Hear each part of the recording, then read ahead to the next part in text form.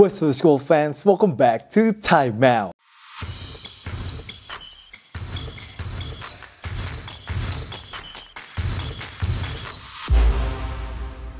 Yo, what up Time Out gang, the NBA is so back. Gila sih, hari pertama di NBA tidak mengecewakan sama sekali, dimana juara bertahan OKC Thunder berhasil menang tipis dari Houston Rockets lewat double overtime. Lalu juga Luka Doncic masih helpless guys. Dimana hari ini Los Angeles Lakers dibantai sama Golden State Warriors. Tapi hari ini sih menurut gue menyenangkan sekali ya. NBA udah kembali, lalu juga disiarinnya di NBC. Ini nostalgia banget sih menurut gue bagi anak-anak yang nonton NBA di tahun 90-an. Ini momen yang tepat banget sih untuk NBC bisa menyiarkan lagi NBA. Jadi siap-siap lah, akan makin banyak game seru ke depannya. Once again, terima kasih banyak guys sudah menonton Time Out hari ini. Itu adalah topik-topik yang kita akan bahas hari ini. Dan guys, kalau kalian mau support channel ini, jangan lupa guys untuk klik join daftar jadi member, join my Discord community guys. Nggak akan rugi guys, dijamin akan seru banget untuk ngobrolin NBA, IBL, dan juga tim nasional Indonesia. So once again, terima kasih banyak guys sudah support Time Out hari ini. Kalau gitu langsung aja nih kita masuk ke topik pertama, di mana Shai Gilgeous-Alexander udah mid season form guys untuk nyari foulnya. Karena tadi di second overtime Shai berhasil melakukan fake di depannya Kevin Durant untuk bisa draw a foul dan juga memberikan 2 free throw yang akhirnya membuat OKC Thunder bisa menang 125-124 atas Houston Rockets di double overtime. Gila, gue gak percaya sih dari KD bisa ngebite loh di pump fake-nya si Shai terakhir itu. Karena gue yakin juga pasti KD tahu lah ya, udah melakukan banyak scouting juga dan nonton filmnya Shai. Gue rasa dia harusnya tahu sih kalau Shai itu akan nge-fake ya tadi itu. Tapi on ring night KD malah blunder di akhir pertandingan dan juga memberikan OKC kemenangan. Wow, ini pasti banyak banget fans OKC yang menang nih. Apa yang seneng ya, karena kan kita tahu lah KD ada historinya dengan OKC juga. Dan baru game pertama, tapi skripnya NBA hari ini sih udah gila banget guys. Udah bener gila banget. Dan semoga tadi SGA bisa bawa menang OKC lewat free throw-nya. Itu juga gak bikin banyak fans NBA tantrum sih. Karena kalian tahu lah ya, sejarahnya juga adalah banyak fans yang kesel sama SGA karena dia sering banget foul baiting ya. Tapi itu menurut gue tadi smart banget sih apa yang dilakukan sama SGA, karena foul tersebut si Kevin Durant foul out dan juga nggak bisa ada di lapangan untuk possession terakhir. Sedangkan lo tahu Houston Rockets mendatangkan seorang KD itu untuk menyelamatkan mereka dan juga menjadi pemain yang paling clutch. Jadi tadi possession terakhir KD hanya bisa nonton doang dari sebelah lapangan dan akhirnya boleh ke Jabari Smith Jr. Dan dia malah turnaround jumper. Itu low percentage banget sih, juga susah banget man. Gue bingung sama Ime Udoka, masih sisa 2,3 detik tapi malah draw gambar playing kayak gitu. Masa dia nggak punya gitu di back pocketnya play sesuatu yang kayak bisa kering gitu, yang lebih high percentage, karena kan cuma beda 1 poin gitu. Kalau mereka bisa lebih kering kan bisa lebih besar chance untuk bisa menang gitu. Tadi gue agak bingung sih sama play terakhir tersebut, karena ya kayak si Alperen Sengun who had a monster game, who had a really big night, malah out of the picture. Jadi play terakhir itu malah di box 1 sama Lu Dort sih. Jadi gue benar-benar bingung sih. I don't know what happened in that last play untuk Houston Rockets. Menurut gue that was a really bad play sih. Bikin gue geleng-geleng sama last playnya si Houston Rockets. But what a game though, very entertaining game untuk game pertama. Gila, bikin kita udah gak sabar. Ini kayak preview ya untuk Western Conference Finals sih menurut gue. Shai, gila, tadi cuma 5 poin dong loh di babak pertama. Gue mikir, oh man, Shai gonna have a really bad night man. Di ring night, dimana dia merupakan reigning MVP juga. Gue mikir, wah ini kayak Shai hancur sih hari ini. Tapi babak kedua, dia gendong loh. Dia bisa pintar banget membaca bagaimana untuk attack of defense Houston Rockets sih. Dan di babak kedua dia took over the game, dan killer instingnya gak ada obat sih. Kayaknya killer instingnya Shai itu perlu dipelajari sih. Karena setiap kali game lagi ketat ataupun lagi OKC butuh big bucket, Shai selalu ada di situ. Shea bisa selalu masukin sih. Jadi, man, that's why he is the reigning MVP, I guess. Ya, tadi awal-awal malah yang carry si Chet Holmgren ya, dimana sempat langsung 17 poin. 7 dari 7, seingat gue tembakannya. And Chet tadi selesai dengan 28 poin dan juga 7 rebound. Cason Wallace also huge in overtime period. Ada beberapa big shots. Dia juga had a big game dengan 14 points, 7 rebounds, 5 assist dan juga 4 steals. Great start sih, great win juga untuk OKC Thunder yang tanpa Jalen Williams. J-Dub masih recovering dari wrist injury-nya dia kemarin ini pas off season. Tapi hari ini ketolong banget sih sama si AJ Mitchell off the bench. Tadi AJ Mitchell di babak pertama sih menyelamatkan OKC sih. Kalau nggak ada dia sih tadi menurut gue kalahnya akan makin jauh ya sebenarnya di babak pertama. Dan tadi dia juga ada N1 buzzer beater before halftime. That was a huge play. Itu momentum swing juga sih menurut gue untuk si OKC Thunder. But yeah, mirip-mirip kayak tahun lalu ya. OKC Thunder tuh kayak tim second half sih, dimana defense mereka lebih pick up sih di second half. Tadi ini juga same thing menurut gue. Solid win untuk OKC Thunder. I think ya mereka akan still jadi salah satu tim yang paling top sih di Western Conference season ini. Tapi Alperen Sengun, guys, man, he was cooking the Thunder, bro. He was cooking the Thunder all night long. Sengun stat line-nya monster banget, man. 39 points, 5 dari 8 3 poinnya, 11 rebounds, 7 assists, dan juga 2 steals. Man, he was the best shooter. He was the best playmaker untuk Houston Rockets tadi ini sih. Menurut gue ya, gue langsung kasih aja lah hot takes gue. Guaranteed sih. Guaranteed Alperen Sengun ini akan jadi NBA All-Star tahun ini sih. 3 point tadi beberapa kali itu susah banget loh. Hampir gak masuk akal menurut gue masuknya. Dan kalau dia bisa konsisten 3 pointnya tahun ini menurut gue sih NBA kelar, guys. NBA kelar sih sama Sengun sih. But yeah, tadi sayangnya memang tadi Houston tuh tadi sayangnya ada Sengun kayaknya miss free throw, KD juga miss free throw, jadi ada beberapa big miss sih. Tadi di bawah overtime juga quarter 4 ya seingat gue ya. Tapi Rockets sih jujur darurat point guard sih. Darurat point guard. Emang hilangnya Fred VanVleet ini sangat terasa banget sih untuk playmakingnya si Houston Rockets. Rich Shepard, not gonna cut it, guys. Not gonna cut it. Menurut gue tadi ada beberapa kali dia decisionnya jelek banget. Emang kayaknya nggak bisa main di levelnya starternya Rockets sih. Si Rich Shepard ini. Amin Thompson was okay. I'll give him a 7 untuk jadi point guard hari ini.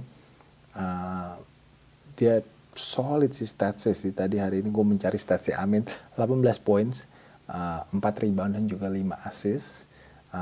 Tapi dia kayak gak comfortable ya kelihatannya main point guard gitu tadi ini ya.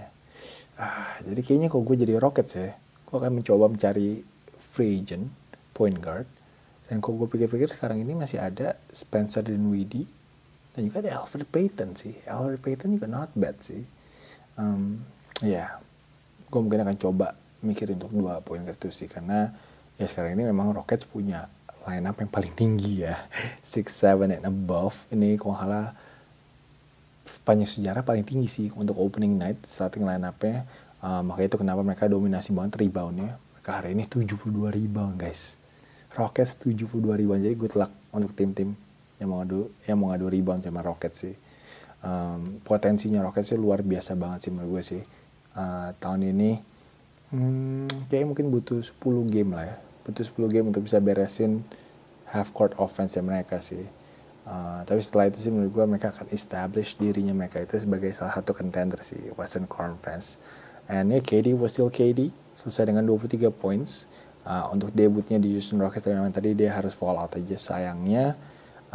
Jabari Smith Jr. juga seingat gue tadi oke. Gue lupa tadi gue gak catat statsnya kalau ngalah 16 poinan. Defense Rockets juga not bad. So sayang aja sih ketemunya defending champion hari ini dan mereka gagal untuk bisa still one on the road. So itu untuk Houston Rockets. Sekarang kita pindah ke Fans Lakers kayak belum apa-apa, udah diuji nih mentalnya sama DeAndre Ayton hari ini. Man, paint area dan juga posisi center Lakers tuh tetap jadi black hole sih. Lakers hari ini went down at home, kalah 119-109 dari Golden State Warriors. Lumayan surprise tadi, Steph Curry terakhir nembak 3-point dagger dari jauh dari logo, tapi nggak keluarin night. Kenapa ya? Mungkin masih kurang yakin waktu itu ya, mau menang ya, tapi atau dia mau simpen. Nggak mungkin nggak mau dari awal langsung keluarin night kali ya. Pak gue tadi udah nungguin banget sih opening night lawan Lakers atau di night ya. Tapi mental para fans Lakers hari ini udah diuji sih. Melihat bagaimana Jimmy Butler ngebully big man dan juga interior defense Lakers sih. Di-expose habis-habisan dari pen area-nya sama Jimmy Butler. Either dia dapat easy layup, mid-range jumper, atau dapat foul. Karena hari ini Jimmy Butler top scorer dengan 31 points dan 16 dari 16 guys free throw-nya. Lakers satu tim, dia memasukkan hanya 17 free throw sebagai satu tim. Jimmy Butler 16 sendirian guys. Tapi ya ini emang kenapa ya Jimmy Butler boleh dibilang pemain dengan IQ yang cukup bagus ya dan juga cukup tinggi di NBA. Dia mungkin tadi ngeliat Ayton, Jackson Hayes, Rui, Jared Vanderbilt, mungkin kayak traffic cone kali ya. Tadi dia ngeliatnya ya. Jadi itu kenapa dia tadi agresif banget untuk attack terus sih. But Jimmy was too good today sih. Soalnya Jimmy Butler, Buddy Hield, kalau awal season selalu bikin happy untuk semua fans Warriors nembaknya. Dimana Buddy Hield tadi 17 poin, 5 dari 10 3 poinnya. Tapi emang kalau lihat ya Jimmy sama Buddy sih kalau mereka berduaan sih selalu happy, ketawa-tawa dan juga senyum-senyum sih. Jadi mungkin Buddy Hield ada di sini untuk bikin Jimmy Butler happy juga ya. Tapi nanti kalau pertengahan season gue gak tahu ya guys. Apakah kita akan melihat Buddy Hield 3 poinnya menurun atau tidak, karena lu tahu ya cycle-nya Buddy Hield seperti apa ya kalau ada mulai pertengahan season ya. Tapi hari ini sih ya menurut gue yang bikin para fansnya Warriors happy adalah dan juga senyum ya permainannya Jonathan Kuminga sih. Gue tadi juga sangat impress dengan bagaimana mukanya, dia tuh fokus banget sih. He was really focused si Jonathan Kuminga ini.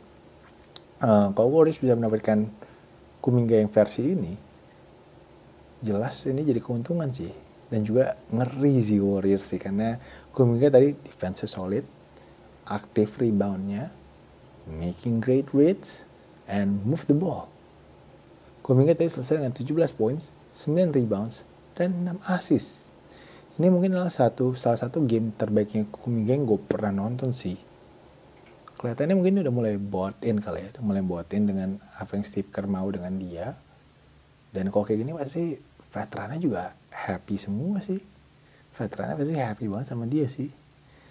Man, kalau Kuminga bisa just focus on basketball, focus with his role, kayak gini nih jadinya sih menurut gue.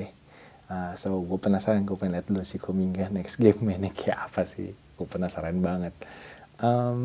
Steph Curry hari ini lumayan quiet, walaupun selesai dengan 23 points. Tapi gue kayak lebih sering tadi ngeliat dia selebrasi di bench ya dibanding ngepoin di lapangan. Tapi emang hari ini Steph belum terlalu dibutuhkan banget lah untuk bisa harus menyelamatkan Warriors ya. But Warriors boleh lah Warriors, they look good. Oh ya, yang look good juga hari ini adalah Draymond Green. Anjir, tiba-tiba di half court bisa ngedang terus. Tadi di quarter 4 juga sempat big bucket, dimana dia dapat and one layup di depannya Jackson Hayes. Boleh lah Draymond Green. Solid sih. Draymond Green solid sih. 8 poin, 7 rebound dan juga 9 assist. Draymond sih asal jangan ejected aja sih. Tadi kalau hal juga sekali kena technical foul ya. Foul nggak ada di lapangan. But yeah, Warriors interesting sih. Interesting kalau bisa main kayak gini terus sih. Bisa sih top 5 di Western Conference sih kayaknya ya. Luka Doncic, he needs some help bro.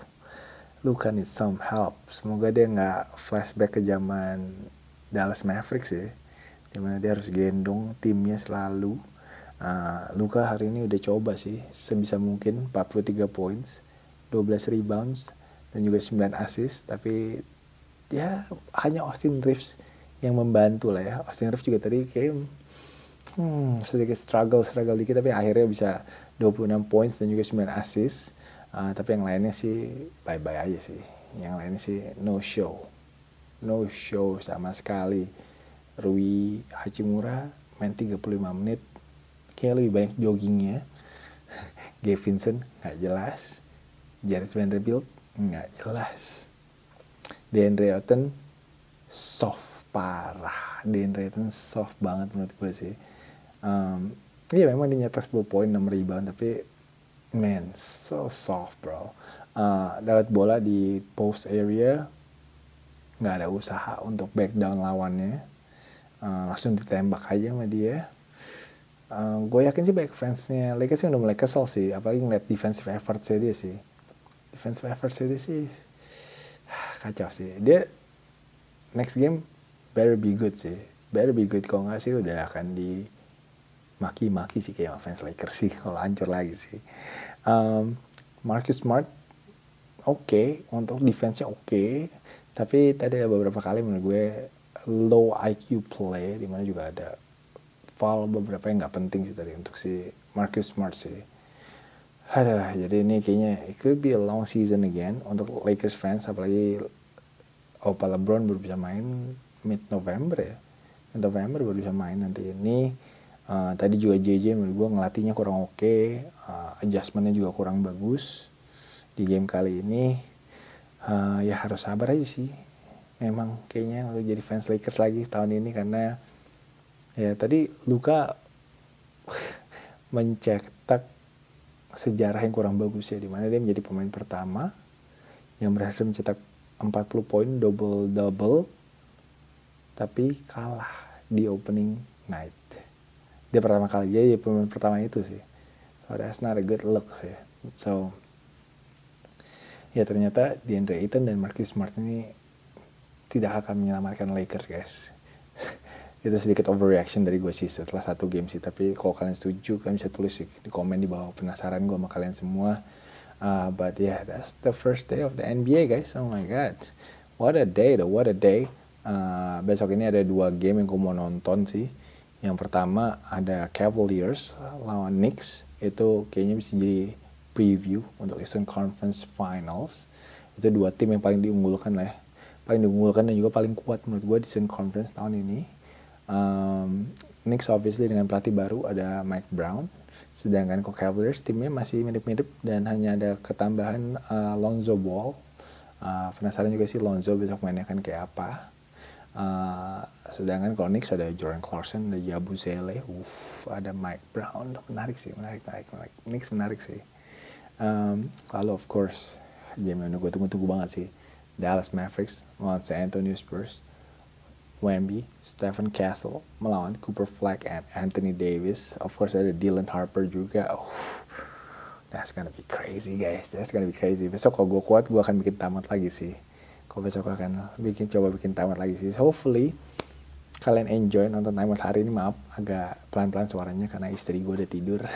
Ini udah malam, takut dikomplain lagi sama kamar sebelah karena tadi pagi pas live dikomplain berisik. Jadi agak bisik-bisik lah ya kita bikin tamat itu. Semoga tapi masih bisa kedengeran suara gue. Ya once again terima kasih banyak guys yang udah menonton secara full. Really appreciate everybody. And yeah, hopefully I'm gonna see you guys again tomorrow. Thank you guys for watching. Bye bye.